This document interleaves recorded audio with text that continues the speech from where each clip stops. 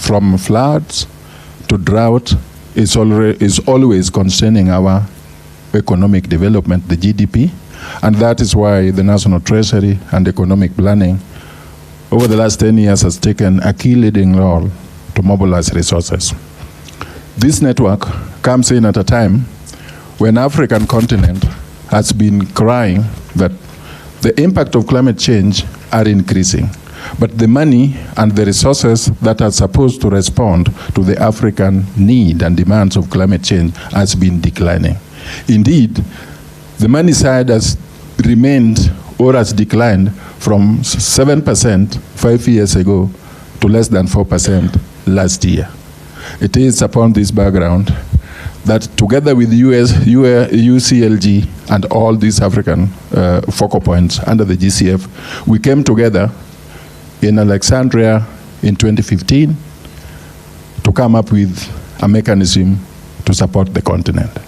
This was consolidated in Bonn, Fiji Bonn, in 2015, and I can see the envoy was there, and finally it was solemnized in Sharm el-Sheikh in Egypt during COP28.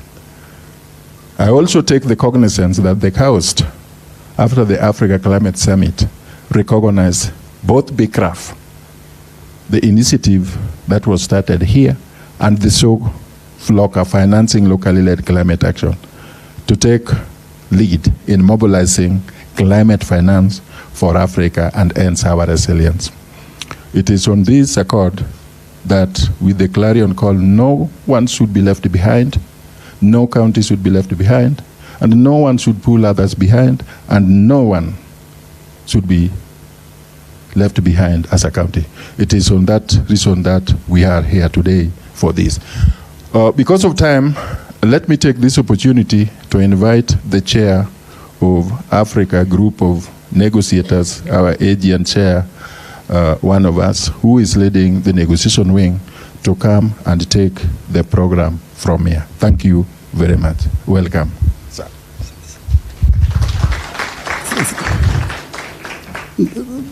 Your Excellency, the Right Honorable former Prime Minister, Your Excellency, our Minister for National Treasury and Economic Planning, Your Excellency, the Minister for Environment, Climate Change and Forestry, Your Excellency, the Minister for Lands, Public Works, Housing and Urban Development, Your Excellency, the Ambassador of Azerbaijan, who is in the House, Excellencies, distinguished participants from across the continent.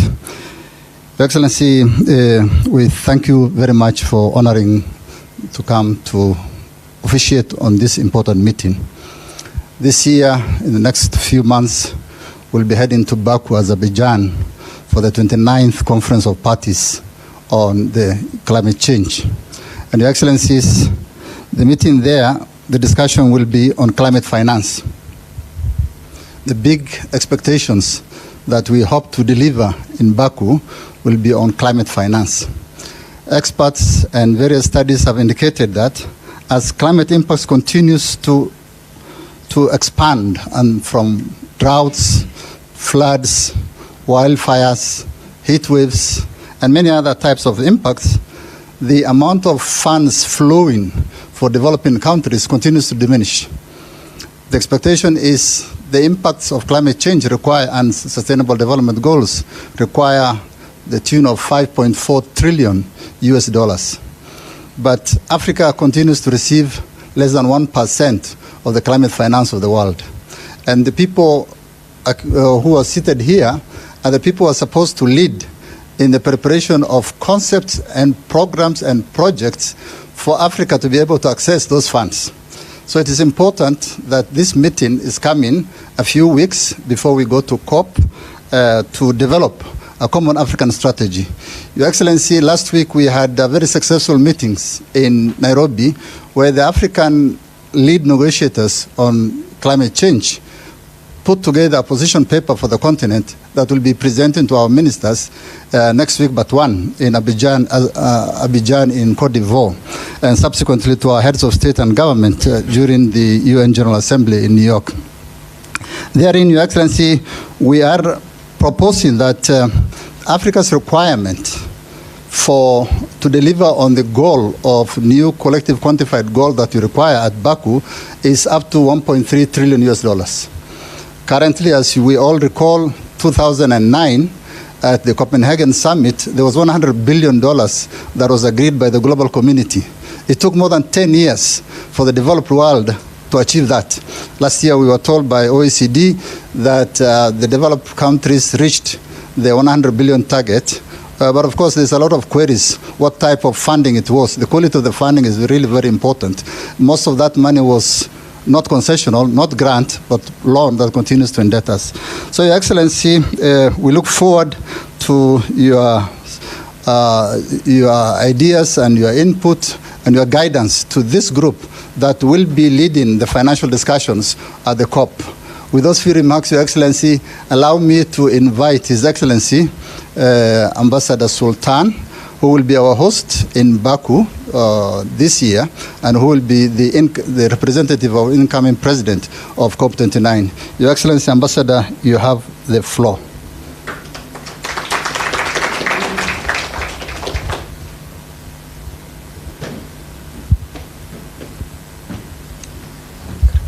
Thank you. Thank you so very much. Honorary Prime Minister Odinga, let me follow the way our dignitaries were referred to. Honorary Cabinet Secretaries, Excellencies, ladies and gentlemen, it's a huge honor and privilege for me to be here with you today. My country will be hosting COP29, and as we're looking forward to discussions in Baku in November, these kind of discussions, these kind of preparatory meetings are of great importance. I would like to, first of all, congratulate my Kenyan friends on the major role the country is playing on climate change-related issues at the continent.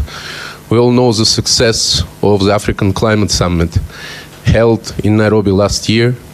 His Excellency President Ruto is chairing the Special Commission of the African Union on climate change. And at the same time, my dear friend and colleague who just spoke before me is chairing the African group of negotiators. We're determined to ensure success of the event in Baku.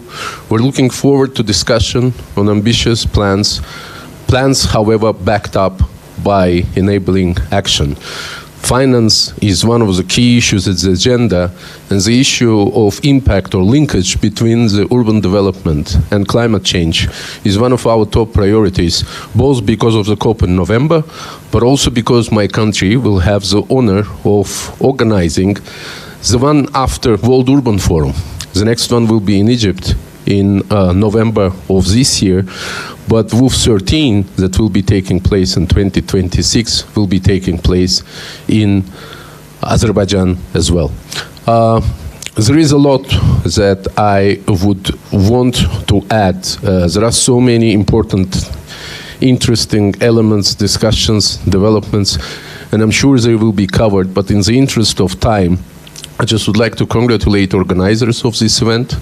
I would like to admire the level of the discussion, and I think that the mere panel here proves major interest and commitment of Kenya to carrying the torch of climate change and a special aspect or special element of financing for climate change proudly and successfully. Thank you so very much.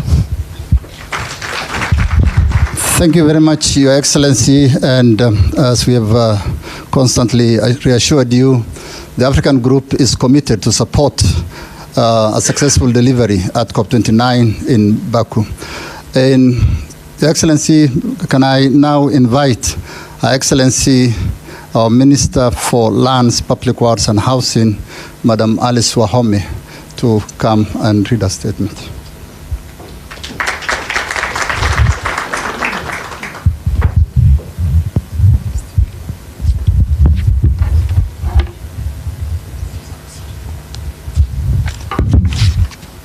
Good morning, everybody.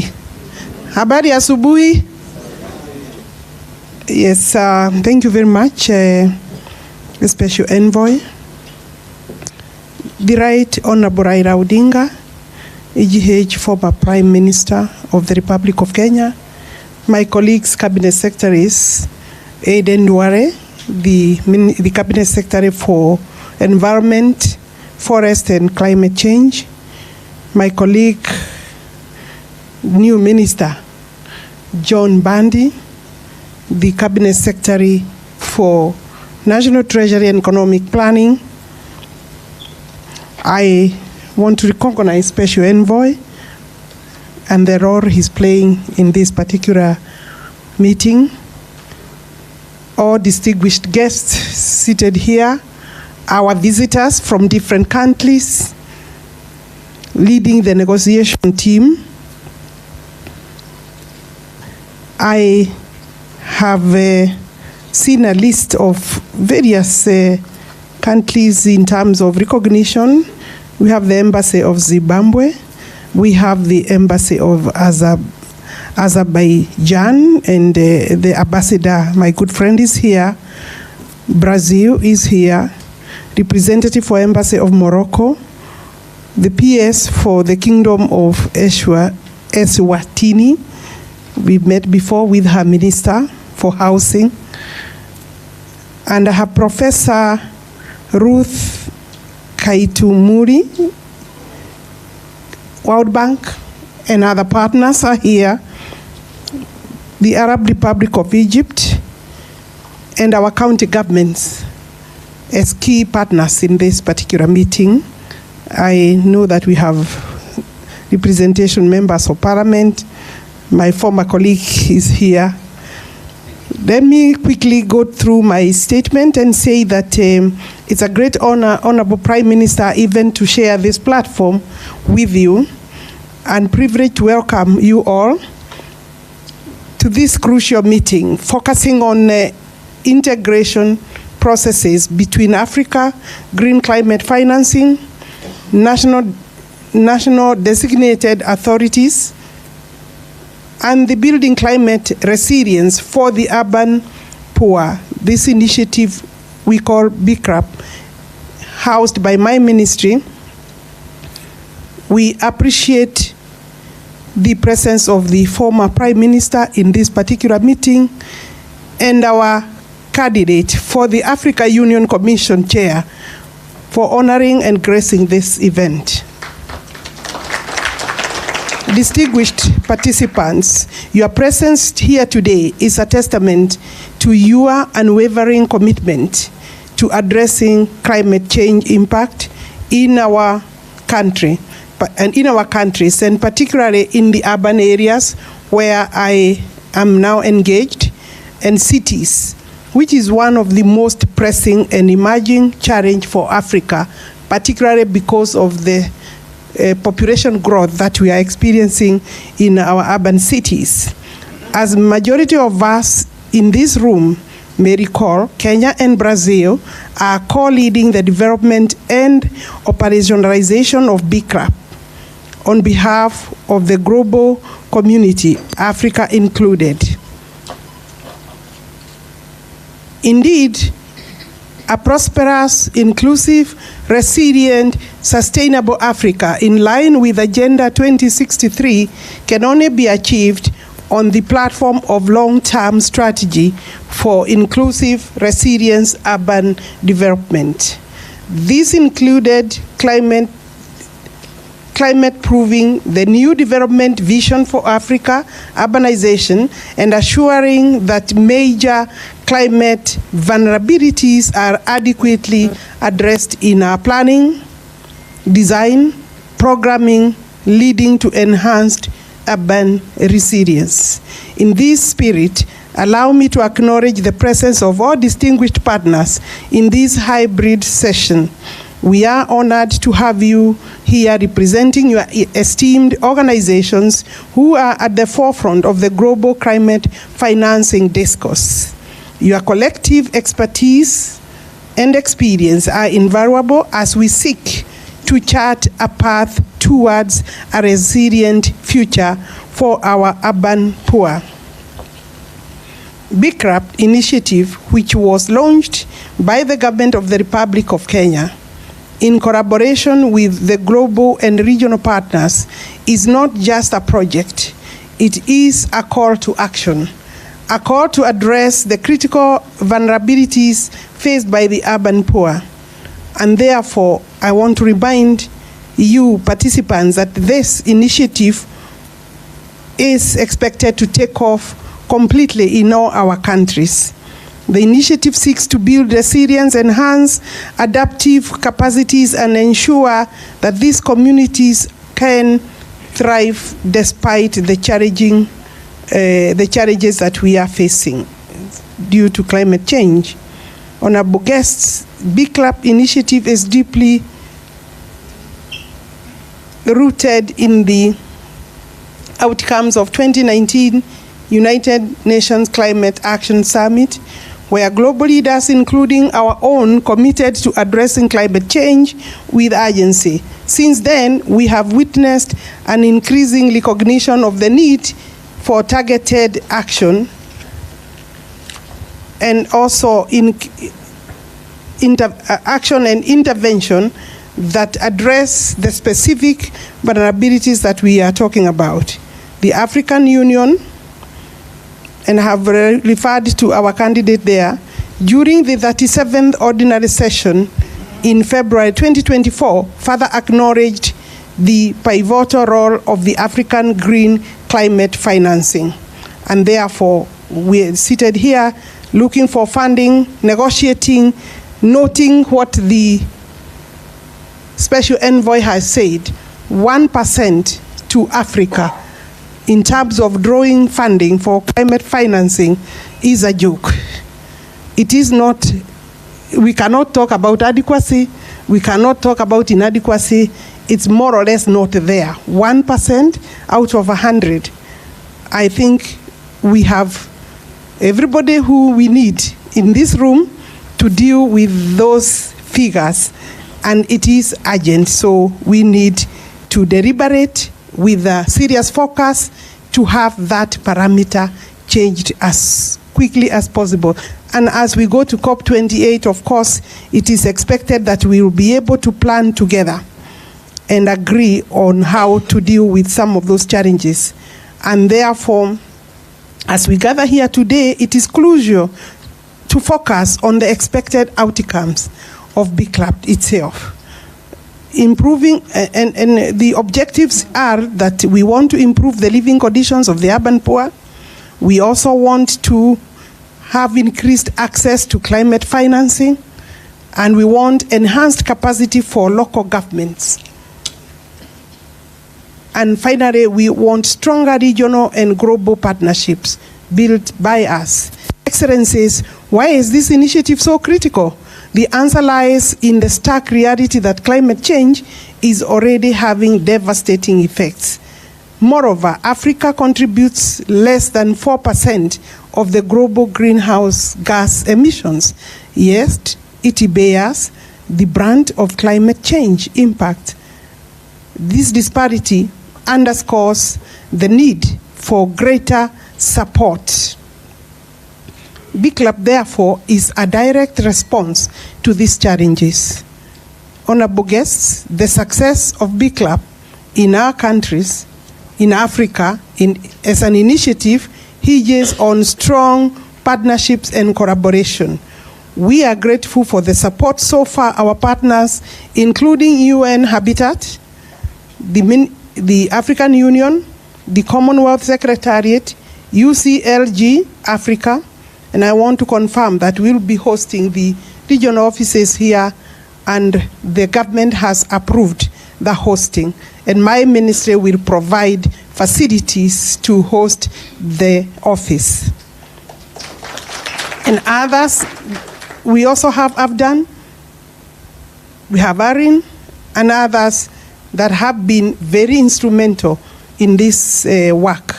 I would like to express my deep appreciation to the government of Brazil, Turkey, Germany, and other development partners for the invaluable contributions they have given. Let me move quickly and say, as we move forward, let us remember that ultimate goal for BCLAP initiative is to build a better future for the urban poor communities. A future where they are not just surviving, but they are thriving in a climate resilient environment, leaving no one behind. The anchorage of BCRAP is therefore a flagship program for African cities within Africa Union Commission, and it's a priority area for the good of the continent. And the Right Honorable Prime Minister, we know that the plight of the urban poor population is a matter so dear to your heart, and you will be the champion for BCLAP in the pre and post campaigns for the African Union city with a government that we fully support. As I conclude, we are looking forward to receiving all the no objection for the pilot countries to facilitate immediate submission of the BCLAP readiness project to the green climate financing for approval and execution. We are talking about implementation, and we do not have time to deliberate in terms of not making it clear that our action plans are known. We have already had several resolutions. What is needed now is call to action, complete implementation of the resolutions we have agreed, and I'm sure there will be serious resolutions here in terms of funding, in terms of the approach, in terms of the attitude. We must push our partners to open the pass. And you already know that the President of the Republic of Kenya is a champion in this area. His position on change of the architecture of financing is something that Africa must continue to engage with and push so that it happens earlier than later. Thank you very much.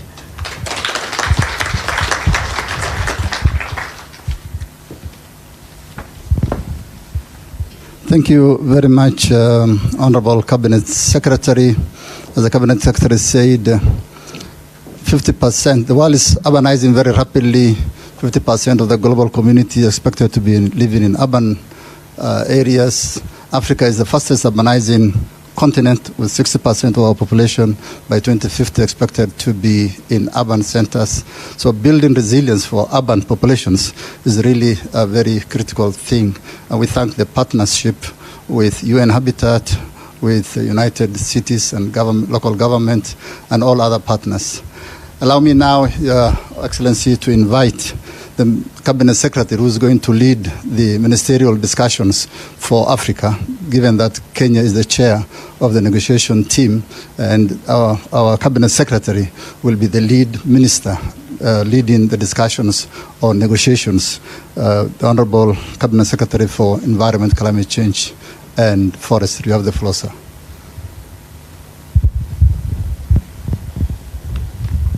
The Right Honorable Raila Odinga, former Prime Minister of the Republic of Kenya, my colleague Honorable John Bandi from the National Treasury, Honorable Alice Wahome, our Minister for Plans, Public Works, Housing and Urban Development, the Ambassador of Azerbaijan, the Right Honorable, our host, his government will host us in COP29, distinguished guests, partners, ladies and gentlemen, good morning. I want to begin by expressing my appreciation to my esteemed colleagues for organizing this very, very important meeting, and to the Right Honorable Raila Odinga for his presence today. His role as our candidate for the African Union chairperson and his experience as a former special envoy for infrastructure development in Africa are very invaluable and very dear to us. And because I have an opportunity here, let me say it. 16 years ago, myself, the Honorable John Bandi, the current president, served in his government where he was the Prime Minister. The current president was the Minister for Agriculture. My friend, me and Honorable Badi were deputy ministers busy answering questions in those days. So we know our candidate. We know his experience. We know his capabilities. We are presenting a tested, experienced African statesman, a Pan-Africanist to the continent. And we are very proud that today you have joined us, Your Excellency. I also want to extend my appreciation to the African Union Commission, United Cities and Local Governments of Africa, the 14 national focal points of the Building Resilience for Urban Poor, the African Designated Authorities Network, AFDEN, and all our supporting partners. Your collaboration in addressing the climate change challenge affecting our most vulnerable population in both the rural and urban areas is critical, crucial, and important for us today. This meeting is not just timely, it is urgent. And why do I say so?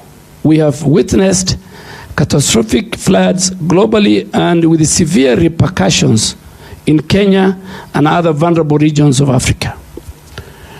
Coming home, the recent floods in Kenya resulted in over 300 deaths, displaced more than 400,000 people, destroyed thousands of homes, and damaged our very critical national infrastructure, including roads and bridges. The destruction of livestock and farmland further exhibits the crisis we are talking about. And before these floods, Kenya endured one of the worst droughts in its history, displacing over 256,000 people and leaving 4.4 million people facing very severe food insecurity. All these combined impacts of floods and droughts have costed Kenya at least 5% of our GDP. And the effects of the poorest segments of our population, which are found both in the rural and in the urban, is very devastating. In Nairobi city, for example, 72% of our population were affected by the floods, with 54% of their livelihood and households completely displaced. The urban poor, who make about 60% of our population and reside in informal settlements and flood-prone areas, are shouldering the heaviest burden of climate change. While the government is actively mobilizing resources to recover from these recent floods, it is clear that we need to do much more to address the dire consequences of this climate change. According to the recent UN Habitat report, if current urbanization rates continue, approximately, which is 50% of Kenyans now will live in urban areas by 2030, another UN report predicts that by 2050, 60% of Africa's population will reside in cities and towns. With a high rate of migration from rural to urban areas, our largest cities ultimately will be increasing and increasingly be located in developing countries. This will exhibit the spread of informal settlements and intensify the threats posed by climate change. And it's imperative that, faced with this, we tackle climate change with the urgency it requires, and we must resolve. At the continental level, adaptation remains our top priority.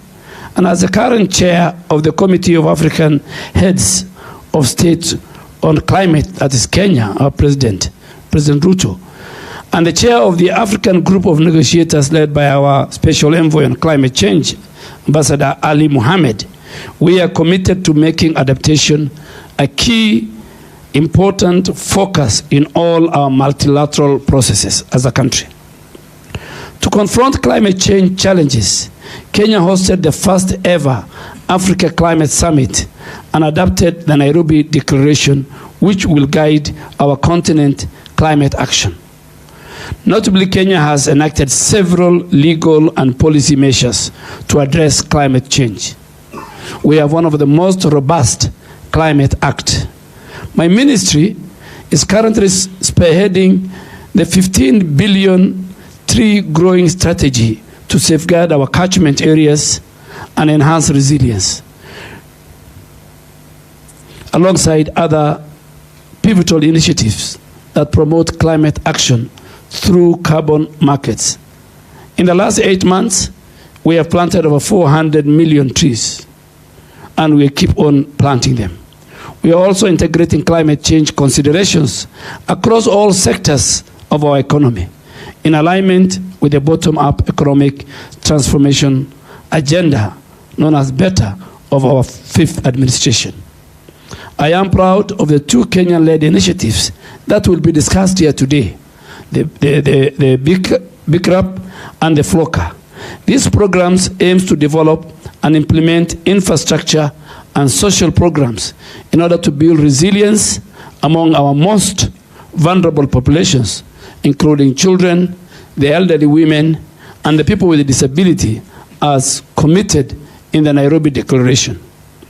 Both programs are part of the National Climate Action Plan, FLOCA, and in particular has successfully mobilized financing at both the community level through our county governments. This pioneering program success must be expanded across the continent and to our urban centers. Distinguished guests, ladies and gentlemen, the launch of BACkup by the UN Secretary General in 2019 and its implementation plan by President William Ruto at the African Climate Summit marks a significant step forward in our deliberation. Now, 5 years on, we must advance its implementation.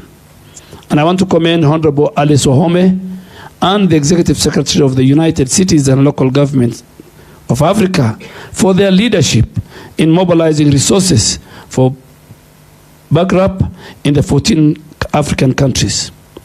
The successful implementation of this program requires a united effort. Governments, NGOs, civil society, the private sector, international agencies must come together to provide the necessary funding, expertise, and resources to elevate it to the level of FLOCA. And I'm very hopeful that BACkup Kenya will address critical challenges such as housing, water, infrastructure, including even accelerating our affordable housing and slum upgrading program, and supporting the Nairobi River Commission in its cleanup efforts.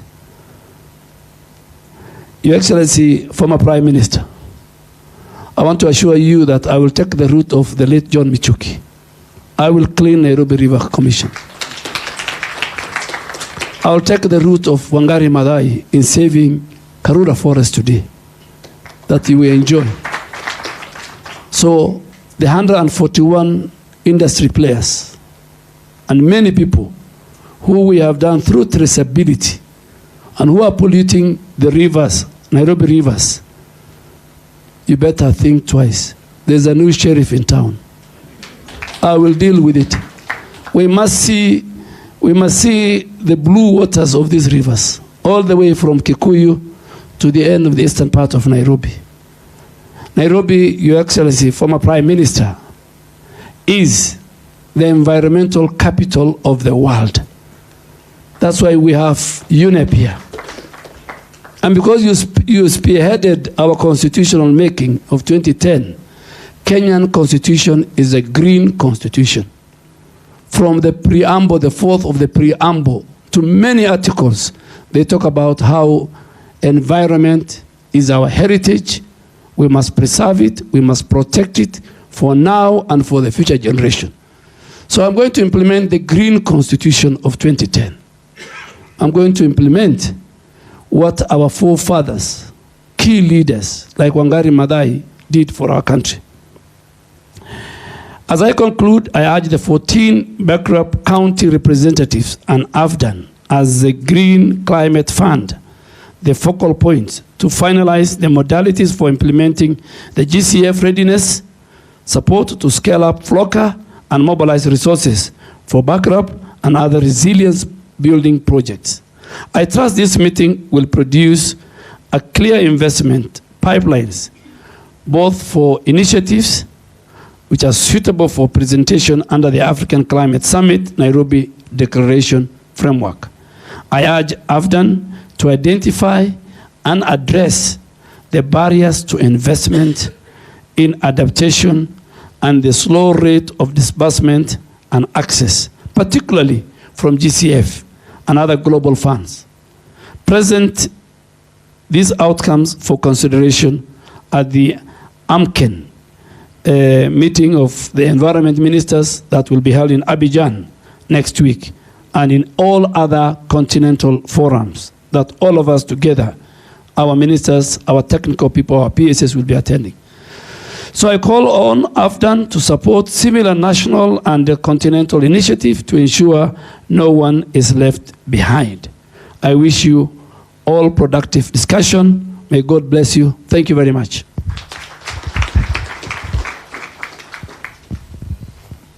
Thank you very much, Honorable Cabinet Secretary. As you observed, adaptation is priority for the continent. And as you noted, Kenya spends 5% of our GDP. In fact, UNECA, UN Economic Commission for Africa, figures indicate Africa spends 5 to 9% of our GDP to address adaptation issues, relocating our budget from development to responding to impacts of climate change. Allow me now to invite His Excellency the Cabinet Secretary for National Treasury and Economic Planning. As we all know, and as I said earlier, climate finance will be a pivotal issue, a central issue in COP29. His Excellency President William Ruto is the leader of international financial reform agenda, and debt issue is a big discussion at COP29 and the UN General Assembly, and nobody is better to lead us in that discussion than our Minister, our Cabinet Secretary for National Treasury. You have the floor, Your Excellency. And may I also ask you to invite His Excellency, the Right Honorable Prime Minister. Thank you. Thank you, Ali. Good morning. I have a problem with my voice, but I hope today it will cooperate. Right Honorable Raila Amolo Odinga, former Prime Minister of the Republic of Kenya, the Honorable Adan Bare Duale, Cabinet Secretary for Environment, Climate Change and Forestry, and the Honorable Alice Wahome, Cabinet Secretary for Lands, Public Works, Housing and Urban Development. I'm told Professor Ibrahim, who is the Assistant Minister, Technical Affairs, Ministry of Housing, Utilities and Urban Communities of the Arab Republic of Egypt, has also joined us virtually.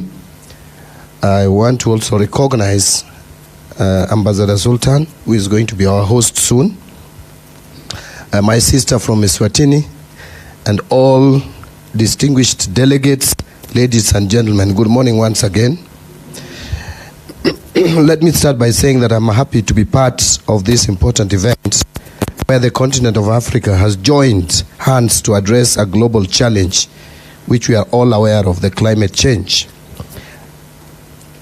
which is directly impacting on our lives and more pronounced among the poor, women and children.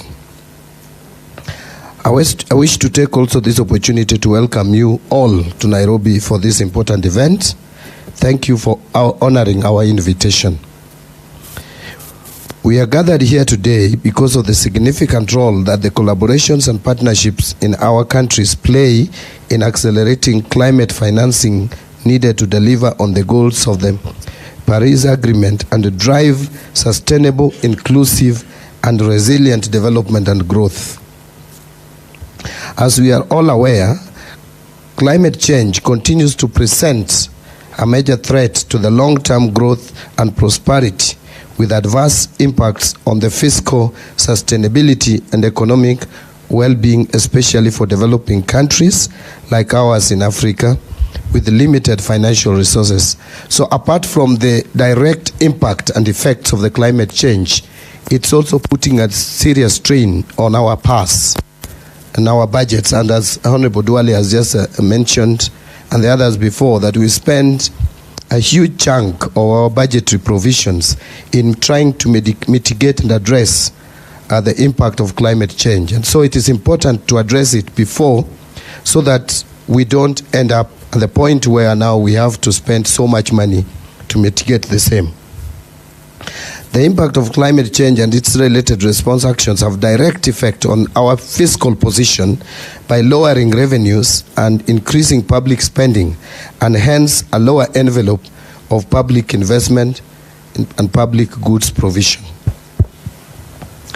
As climate-filled risks intensifies, losses and damages due to insufficient adaptation responses and a sinkhole of financial protection are a fast emerging major macroeconomic concern for climate vulnerable economies like ours. Despite significant progress in several fronts, the international climate finance and funding commitments have fallen well short of what is required by the African countries to address the climate crisis. Ladies and gentlemen, I am cognizant of the many efforts in the past geared towards improving adaptive capacity and building resilience at global, regional, and national arenas. However, I must admit that the impacts of these efforts are yet to be fully realized due to limited climate financial flows emanating from inadequate technical capacity to develop bankable proposals amid a complex and rigorous climate finance access requirements and procedures.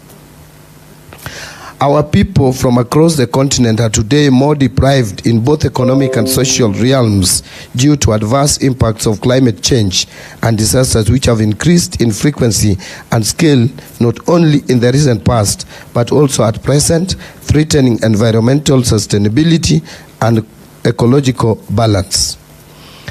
I am fully aware that African Green Climate Finance's National Designated Authorities Network, which is abbreviated as AFDAN, is already recognized by the Committee of the African Heads of States and Governments on Climate Change, giving the right leverage to undertake its role in finding the African solution in terms of the much needed means of implementation, with key focus on access to climate finance and technology as we shift away from capacity building to capacity strengthening for a low carbon and climate resilient development pathway.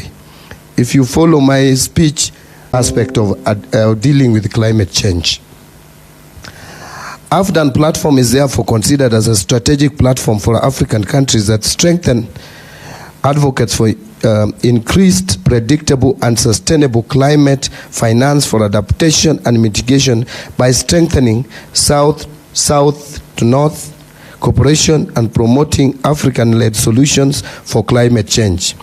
As such, it is our collective responsibility to be part and parcel of this noble movement. AFDAN is intended to address financing challenges by promoting African countries to accelerate the political will and regulatory efforts that will allow them to mobilize climate and green finance at scale, promoting cross-country learning and creating a tangible commitment for green growth. I am confident that AFDAN will enable continent to build consensus, articulate priorities, and share learning and best practices on climate finance solutions developed in unique African contexts. It is an African solution to African challenges. I don't want to call it African problems, African challenges. As I have already flagged out, addressing the adaptation and resilient measures at the local level is at the heart of our conversations and policy discussions. Our attention is drawn to two key programs which resonates with the African needs, notably financing locally led climate actions, popularly known as FLOCA, and building climate resilience of urban poor, the BICRAP that Honorable Alice Waume talked a lot about, at both the rural and urban levels. I'm told we are doing fairly well or averagely well in rural areas. But at the urban level, we are doing so poorly as a country, and probably as a continent. Kenya has established the FLOCA program that seeks to build climate resilience of communities within the 47 counties of Kenya. Actually, we received funding which we have already disbursed to the counties to implement various activities that are supposed to help in mitigating on climate change. These are the initiatives that we need to implore upon to ensure that Africa is prioritizing locally led solutions to its challenges on climate change. I urge our fellow African countries to benchmark with Kenya on FLOCA and scale it up with even better structures for building climate resilience for their people. The other program on BICRA provides hope for millions of African urban residents, as the glaring statistics notes that majority of the African countries have about, and as Honorable Dwale again said, 60%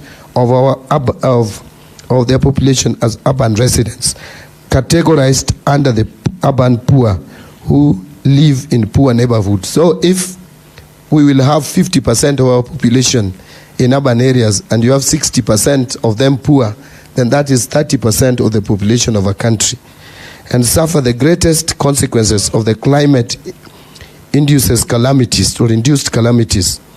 All this require financing to build resilience and enhance their adaptive capacity. Kenya has achieved significant milestone in climate change and climate finance by putting in place the relevant legal and institutional frameworks, including the Climate Change Act of 2016, National Climate Finance Policy, Sovereign Green Bond Framework, National Green Fiscal Incentive Policy Framework, among others. But despite all these efforts, we are still grappling with climate change impacts. In the last 1.5 years, Kenya has experienced abnormally heavy rains within 2 seasons that negatively impacted on lives of many Kenyans. I consider the inhibiting factor as limited access to climate finance that should support practicable, locally led solutions. Call to action.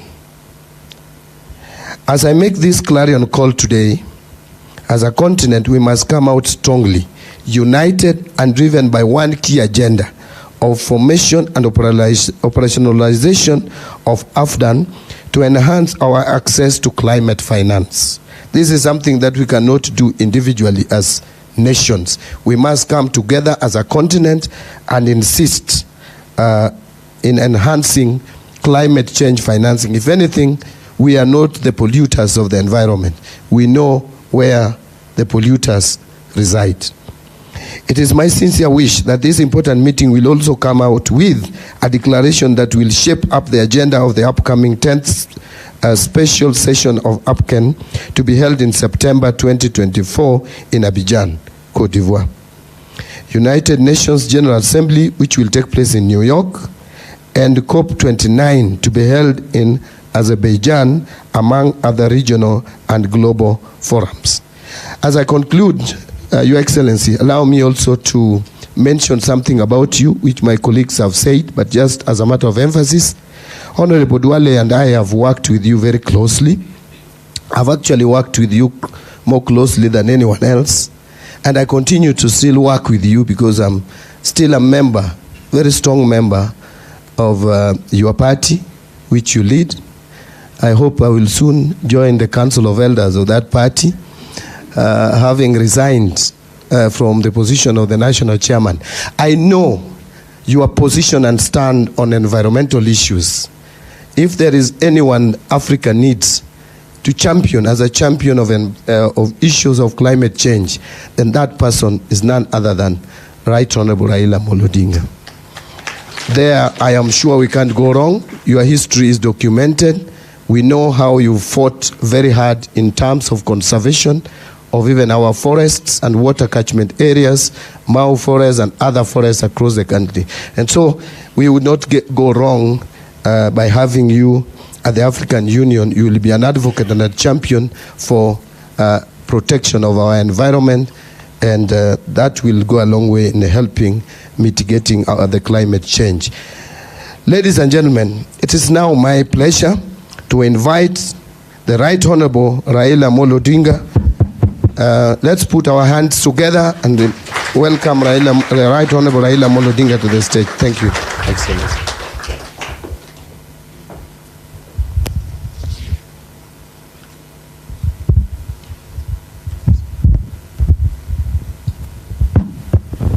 You may be seated.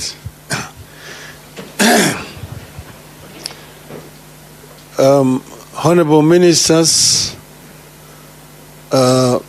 Special Envoy, distinguished delegates, ladies and gentlemen, good morning. Yes, I want to say that I'm very delighted to have been invited to come here, but I don't know why I was invited. I think it's because, I'm a candidate for the AU chairmanship, and somebody just decided that probably this is a good platform for me to come and share with you people some of my ideas about this issue of climate change. But I'm happy to see an array of delegates who have come from different parts of the continent to our country, Kenya. As you know, they say that this is the cradle of mankind. They're saying that the oldest species of humanoid, the Turkana boy, found here in Kenya. So I just want to say welcome back home.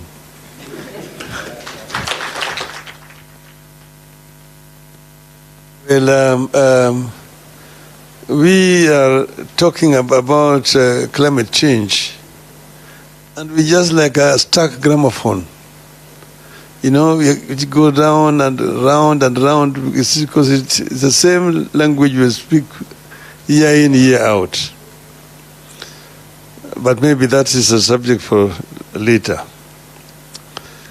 For now, I just want to say that it's my pleasure to be part of this great and noble occasion where Africa sits with partners through the platform of African Green Climate Finances, designated National Authorities Network, to discuss climate change and how to respond through accelerated access to climate change, climate finance. We are here to exchange ideas on a common problem, the view to develop a common approach and a common solution. I take note that AFDAN has been established to enhance mobility of climate finance, make it more readily accessible to support Africa in enhancing adaptive capacity and building resilience of our people, both in the rural and urban setups through locally led solutions. I'm aware that AFDAN is already recognized by the Committee of African Heads of States and the government on climate change. This gives it the right leverage to undertake its role. Climate finance has been here with us, but access to the finances remains one of the biggest challenges in responding to climate change. I say that will sound like a stuck gramophone record. Because as you know, I was in COP15 in Copenhagen. I was in COP16 in Cancun, in Mexico. I was in Maputo. I was in Paris. Two years ago, I was in Sharm el-Sheikh. From COP15, from Copenhagen to Sharm el-Sheikh, it was the same language. Year in, year out. You go all the time going there to whine, to cry. This is why I was saying that we sound like a stuck gramophone record. The more the things change, the more they remain the same. The continent continues to face some areas of challenges associated with adverse climate change effects. Consequently, the vulnerable segments of our population, particularly the poor in both rural and urban communities, continue to bear the brunt of climate change. As already been said here, that Africa is a victim, not the offender, in this exercise. Africa's emissions is negligible compared to what we are going through globally. Yet you can see that today Africa lives between two twin disasters here. Floods and drought. Year in, year out. This year, this country suffered very severe floods. A lot of infrastructure destroyed. Many people displaced. Up to now, people are still suffering from the consequences of just recent floods. Down there, as we were going through floods here, down the south, there was the drought. They are going through a very severe drought in the south. And this happens across all the continent, year in, year out. So we are victims, yet the offenders themselves keep on using language. They come and use nice language, but that's all it is. The resolutions are passed, they just ignore. So we need to find a way of forcing implementation of resolutions which are passed. Which means that one such fundamental issue is the promise by the rich countries to play their part and help the countries that contribute the least in greenhouse gas emissions into adaptation. Because of the failure to translate the promises into reality, Africa as a continent still has challenges with access to some of the climate finance sources, such as the Green Climate Fund, Global Environment Facility, Least Developing Countries Fund, Adaptation Fund, Climate Investment Funds, as well as the bilateral and multilateral development partners, which are all well-established avenues for accessing climate finance. Consequently, Africa can only access 4% of the climate finances, which is way below the impactful finance. With the rapid urbanization of our continent and the development trajectory, Africa has an opportunity to chart its own pathways, which will ensure that African cities adapt to climate challenges. Because Africa is urbanizing fairly rapidly now. But urbanization is a global phenomenon. Even in Europe, urbanized. European society was also fairly rural. Through after the Industrial Revolution, that rural and urban migration started. And it was not forced. It came gradually. But eventually they planned it and they managed to manage their cities well. Here, at independence, new leadership in the continent was completely ignorant of what was going to happen. Immediately after independence in this country, there was rural-urban migration in the 60s. People were coming to the cities. But then the government at that time asked people to go back to land. There was an order by the head of state then that people go back to the land. Rudi mashambani in Swahili. Even songs were coined. Mzee kasema rudi mashambani hakuna kazi. Mzee kasema rudi mashambani hakuna kazi. People went back to the mashamba. They had nothing useful to do. Started again gradually coming back into the cities. But because the government believed that the order was going to be obeyed, there was no planning to respond to this rural-urban migration. People coming up and started putting up temporary shelters to live in. These shelters eventually grew up and they were now christened informal settlements. Read slums. That is how slums begin to grow in most of our urban areas. Today, as we sit here, over 60% of the population you see on the streets there in Nairobi, those who are not Kenyans, live in slums today. Those were unplanned settlements where there are no sanitation, there are no roads, there's no electricity, there's no water. In some of those sanitation habitations, the coastal say there's no toilets. There's what they call the flying toilet. The flying toilet is somebody goes, relieves himself in a newspaper, then throws it away. If you are unfortunate to be passing by, the what greets you. So these are some of the things that we need to deal with on the continent. This is how serious the situation is.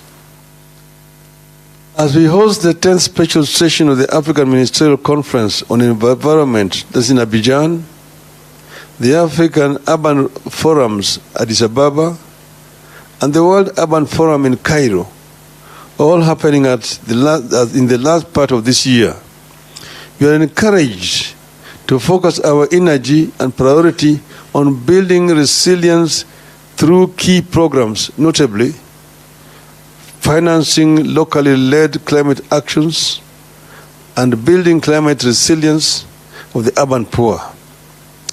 This will have great potential for both the rural and urban communities. Currently, cities account for about 75% of the world's energy consumption and are responsible for over 70% of the global greenhouse emissions.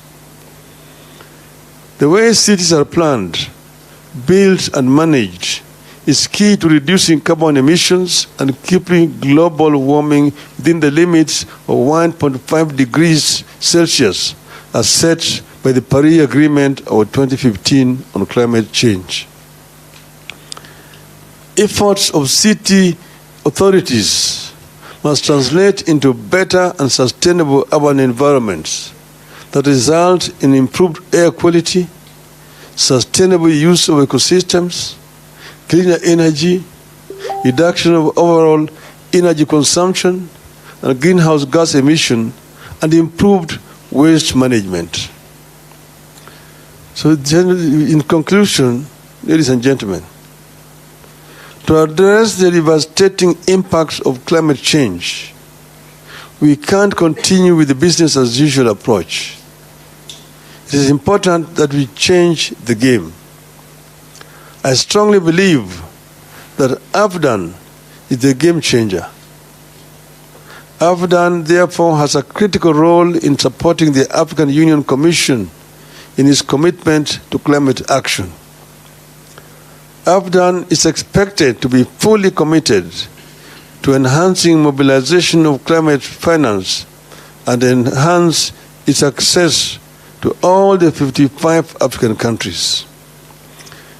This will help Africa to deal with this issue seriously, because this is an issue that Africa must confront head-on if Africa hopes to develop. Africa is the richest continent on the planet Earth in as far as raw materials are concerned. Yet it is a paradox that the richest is also the poorest in as far as the living conditions of these people are concerned. This is a paradox that we can actually reverse as a people. Yes, you can, the historical reasons to justify what is there today.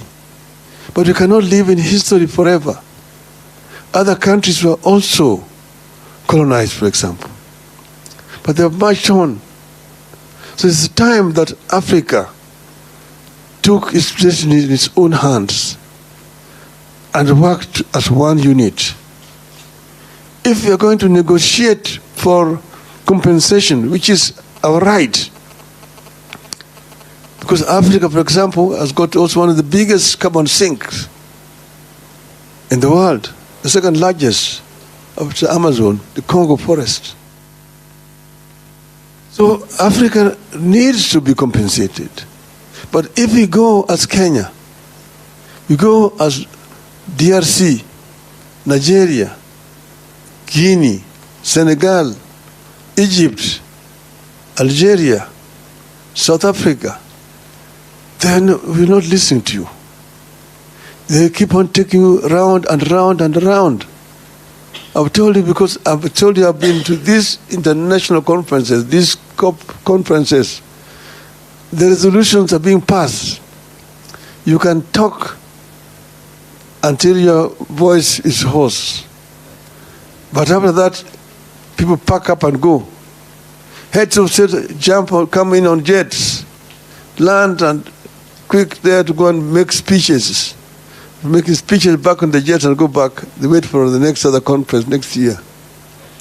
So people who are just doing those conferences, they move from one conference to another conference. Each year they take 2 months or 3 months camping in those conferences. But nothing concrete comes out of them. You must make sure that something concrete comes out of those conferences. The African Union can be the champion of this. African Union should be able to speak more effectively on behalf of the interests of Africa if the African government give it the power and the mandate to do so. And that's the reason why I've offered myself to run for the position of African Union chairmanship. I hope that I will be able to use that position effectively to represent Africa, to make sure that Africa claims this century. I finished by telling you the story I would tell of an African lion. African lion, there are several African lions. In the soccer, those of you who know soccer, the Cameroonians are called the indomitable lions. The ones of Senegal are called the lions of Teranga. The ones of Morocco are called the Atlas lions. So the lion is a very important animal in Africa. See, the king of the jungle. Now the African lion is challenging the Asian tiger. Tell the Asian tiger that you, Asian tiger, you've danced on the world stage alone now for too many decades. The European bear retreated to the poles, North Pole, long time ago. The American panda is also on the retreat. You have been there alone all this time. I myself have been here asleep in the Congo, the jungles of the Congo. But now I'm awake. I have the giant Congo forest, the mighty river Congo, the mighty Nile, the Niger, the Zambezi, the Limpopo, surrounded by peaks, the Kilimanjaro and Kenya to the east, the Atlas Mountains to the west. And here I'm sitting on African gold, African diamonds, African bauxite, African iron ore. And I'm going to turn all this, and African oil, I'm going to turn all this wealth, these raw materials into wealth, and claim the 20th century as truly an African century. End of the message of African land. Thank you very much, ladies and gentlemen.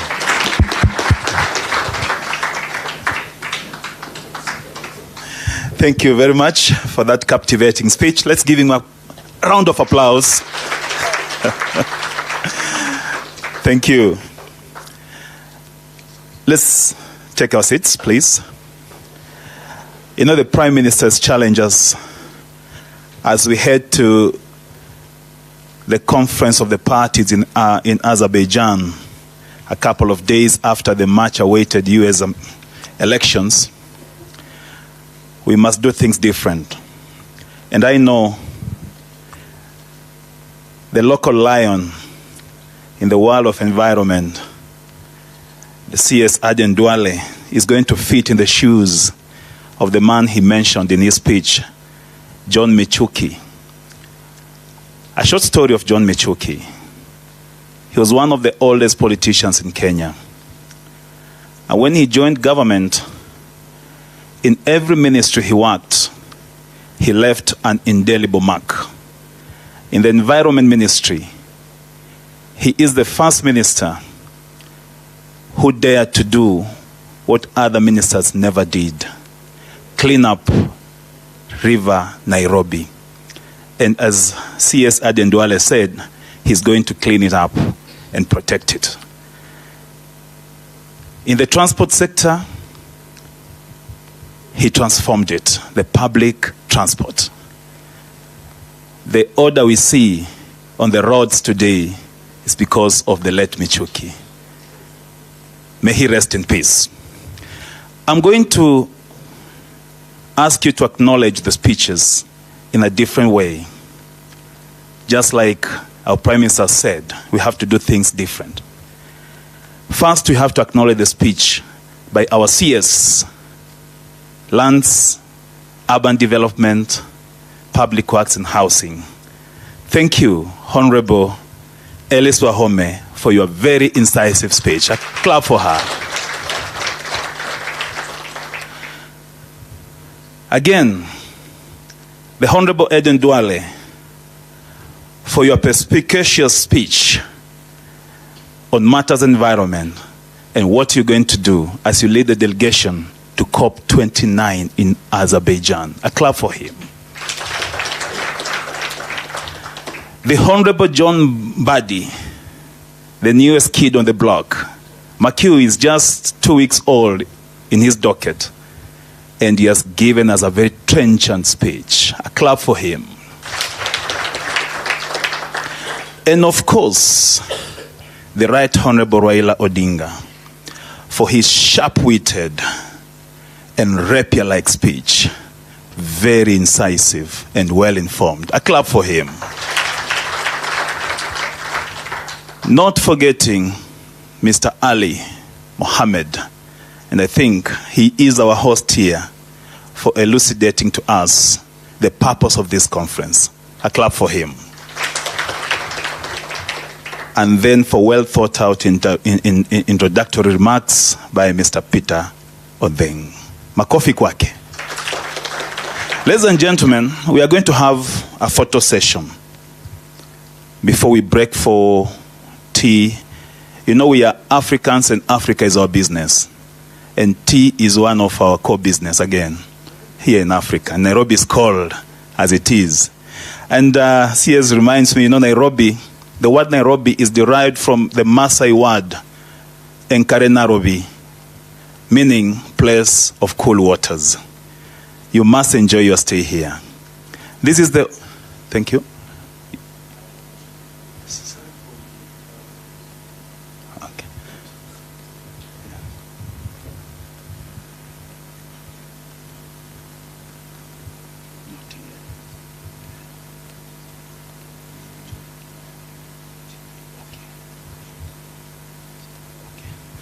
CS is reminding me that there will be a session for any other intervention later after tea break. Thank you. I was just saying about Kenya. As you welcome to Kenya, delegates from Nigeria, Morocco, Namibia, Togo, Uganda, Mozambique, Morocco, and every other part of the continent, know that Nairobi is a cool place. Now, I want to welcome you to a photo session, and we're going to do it in the following order. First, we are going to have our cabinet secretaries, the three of them, with the Prime Minister in the first photo here. And I invite you to stand up so that the photographers can capture you. Thank you.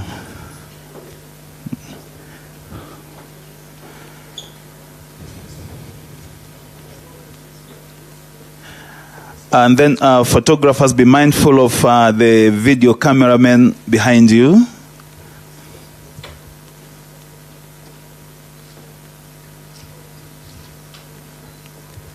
Thank you. Thank you.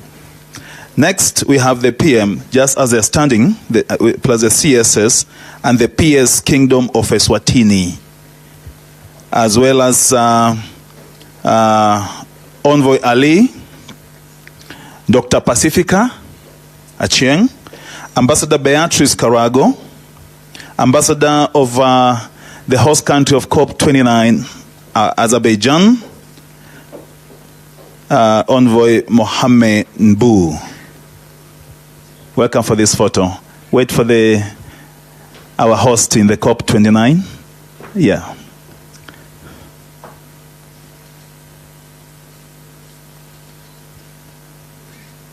Thank you. Then the third one. Yes, take your seats, please. Just remain standing, Honorable CSS and the PM. We have the PM, CSS, and different country representatives. We have Namibia, we have Nigeria, we have Morocco, we have Uganda. I've seen Uganda has 2 representatives, Togo, Mozambique, Ghana. Yes. Namibia, please. Representative of Namibia. Uganda.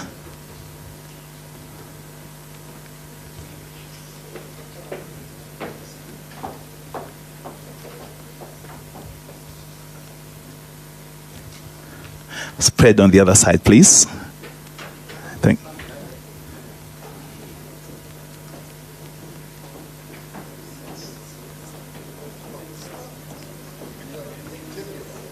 Ethiopia, yes.